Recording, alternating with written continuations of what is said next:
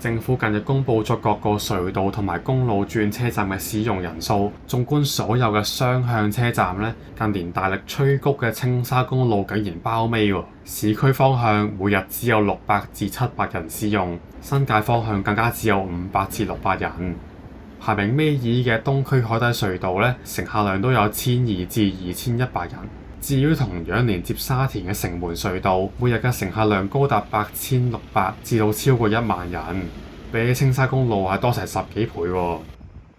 過去10年，巴士公司不停咁黑 sell 青沙轉車站，點解到今日仍然係咁冷清呢？青沙公路咧就喺2009年全線通車，相比起1990年落成嘅城門隧道同埋1967年嘅獅子山隧道咧，青沙實在係非常之年輕啊！照計嚟講，包裝成新路特快，推廣轉乘咧係個好吸引嘅概念嚟嘅。但係喺繁忙時間見到，成個車站都係得20幾30人左右，非繁忙時間甚至會低至個位數嘅。咁為咗分析公路轉車站唔受歡迎呢個現象咧，我哋可以拆開2個面向思考嘅。第一個面向就係公路，即係先天嘅道路設計問題。第二個面向就係轉乘，就屬於後天嘅因素，例如係班次啦，同埋轉乘優惠計劃啦。首先講下道路系統嘅設計，仲有新路同埋傳統旺區嘅關係啦。青沙公路嘅年輕咧，其實係把雙面人嚟嘅。城隧、獅隧嘅巴士網絡發展咗幾十年，一早已經成熟啦。沙田往返市區同埋荃葵嘅傳統旺區嘅巴士覆蓋都相當之全面。如果想要擴展青沙公路嘅巴士線，難免要將現有嘅客源從舊路改用新路，意味住要改變乘客嘅搭車習慣啦。不過青沙嘅連接路係有唔少先天缺陷，接駁九龍中同西嘅舊區咧，相比起其他公路較為不便，巴士改道嘅困難重重，亦都屢次失敗。例如而家取道獅隧往返沙田同尖沙咀嘅281A 同埋87D。抽調咗部分班次變成行青沙嘅281D 同埋287D。咁喺規劃嘅時候咧，運輸署同埋巴士公司都係堅稱會快啲嘅，但係現實就係改行青沙之後就慢咗唔少。如果喺旺角見到2條線一齊埋站，都會見到啲乘客寧願上獅隧車嘅，導致新路線客量差劣，甚至會被乘客認為係盲目為青沙而青沙啦。另外，亦都因為道路設計嘅因素，好多成功嘅青沙路線咧，都係發掘咗新嘅客源嘅。例如係大角咀啦、九龍站同埋長沙灣工業區，衍生咗唔少受歡迎嘅繁忙時間路線嘅。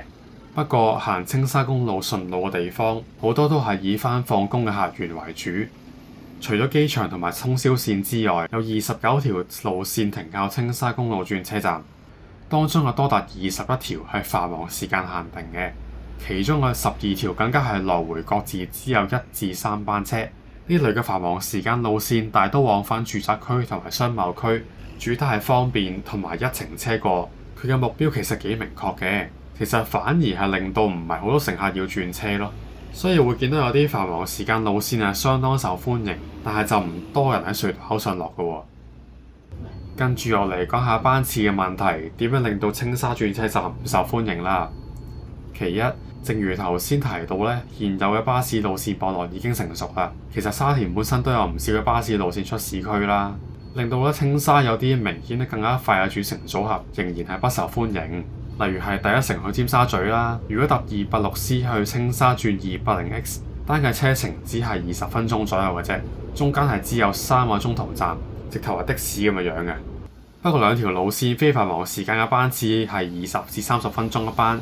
而家夏天出邊咁熱，如果上到轉車站咁啱中咗車尾咧，就要熱多至少20分鐘啦。咁嘅風險實在太大啦。相比之下，第一城本身就有81C 同埋87D，雖然出尖沙咀要35至40分鐘，但係至少班次又密啲，同埋只要上咗車咧就可以一路坐到目的地啦。所以即使轉車會快啲，都唔一定係個個會冒險嘅。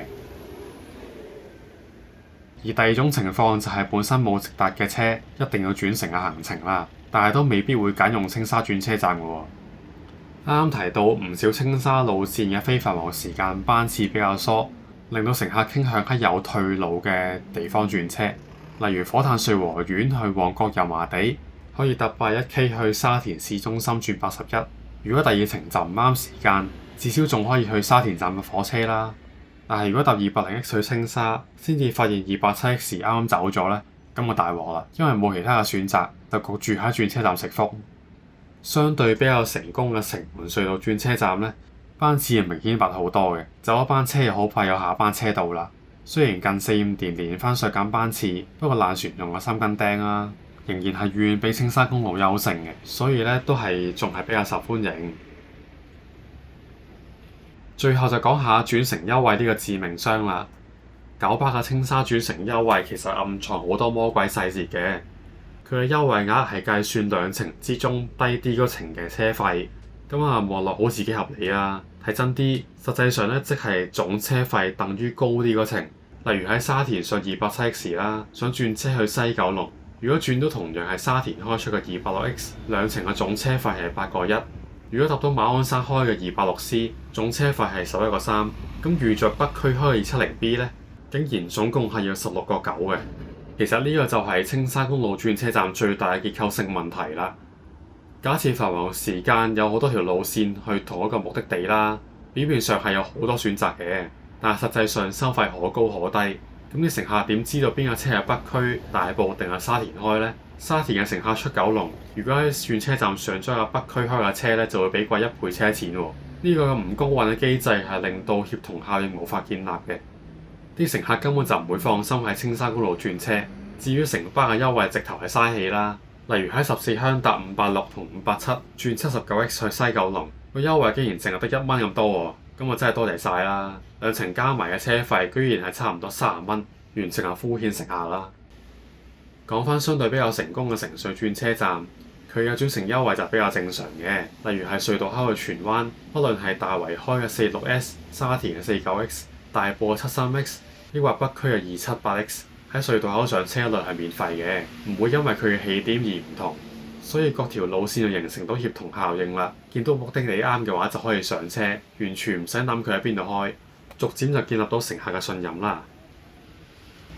總括嚟講，青沙公路嘅設計有一定嘅限制，而班次密度亦都有待改善。不過按照而家嘅規劃思維，可能巴士公司或者運輸署都會覺得，只要將舊有嘅路線改行青沙公路，甚至開多啲新線，就可以谷得起呢個轉乘網絡。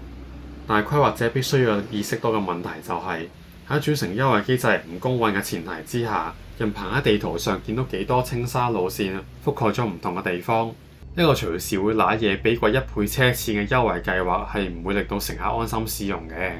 又或者我哋退一步反思啊，與其不停催谷轉車站，其實會唔會大多數搭巴士嘅人只係想一程過舒舒服服去到目的地，而唔想陪你哋玩一個轉車遊戲呢？